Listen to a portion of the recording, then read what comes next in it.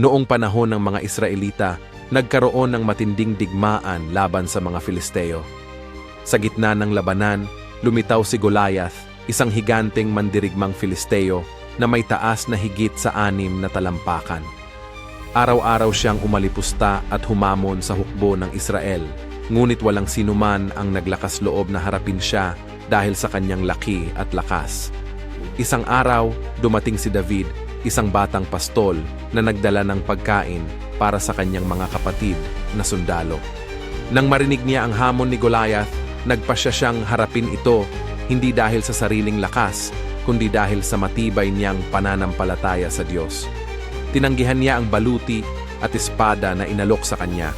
Dala lamang niya ang kanyang tirador at 5 makinis na bato mula sa ilog. Sa harap ng lahat, buong tapang niyang sinabi na ang tagumpay ay nagmumula sa Diyos, hindi sa sandata o lakas ng tao. Nang sumugod si Goliath, mabilis na binato ni David ng isang bato ang noo nito, kaya agad na bumagsak ang higante. Sa kwento ni David at Goliath, natutunan natin na ang tunay na lakas ay hindi nasusukat sa laki o sandata, kundi sa tapang, pananampalataya at tiwala sa Diyos sa harap ng mga hamon.